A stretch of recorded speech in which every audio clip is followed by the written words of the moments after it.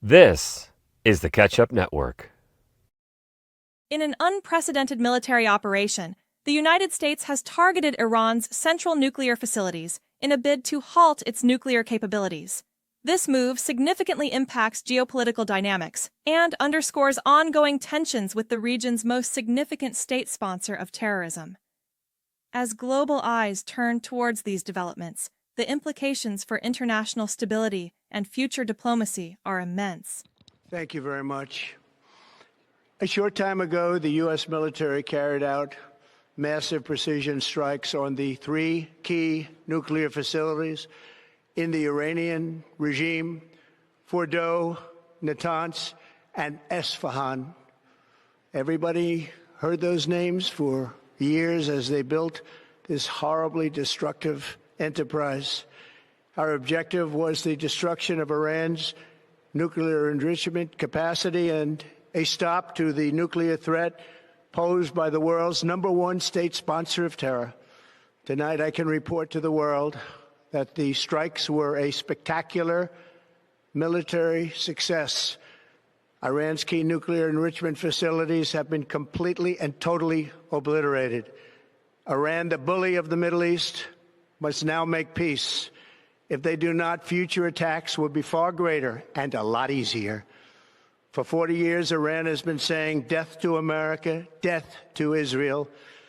They have been killing our people, blowing off their arms, blowing off their legs with roadside bombs.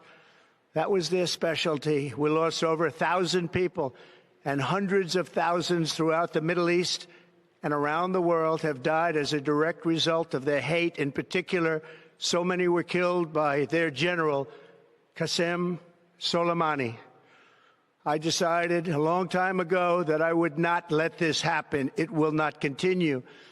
I want to thank and congratulate Prime Minister Bibi Netanyahu. We worked as a team like perhaps no team has ever worked before. And we've gone a long way to erasing this horrible threat to Israel. I want to thank the Israeli military for the wonderful job they've done. And most importantly, I want to congratulate the great American patriots who flew those magnificent machines tonight, and all of the United States military on an operation the likes of which the world has not seen in many, many decades. Hopefully, we will no longer need their services in this capacity. I hope that's so. I also want to congratulate the chairman of the Joint Chiefs of Staff, General Dan Kane, spectacular general, and all of the brilliant military minds involved in this attack. With all of that being said, this cannot continue. There will be either peace or there will be tragedy for Iran far greater than we have witnessed over the last 8 days. Remember, there are many targets left. Tonight's was the most difficult of them all, by far, and perhaps the most lethal. But if peace does not come quickly, we will go after those other targets with precision, speed, and skill. Most of them can be taken out in a matter of minutes. There's no military in the world that could have done what we did tonight, not even close. There has never been a military that could do what took place just a little while ago. Tomorrow, General Kane, Secretary of Defense, Pete Hegseth will have a press conference at 8 a.m. at the Pentagon. And I want to just thank everybody, and in particular, God. I want to just say we love you, God, and we love our great military. Protect them.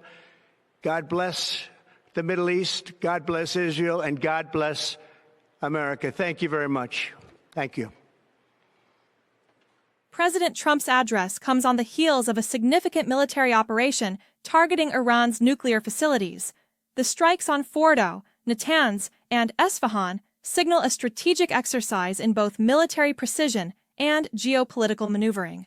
Historically, these sites have been pivotal in Iran's nuclear development roadmap, often drawing international scrutiny and sanctions.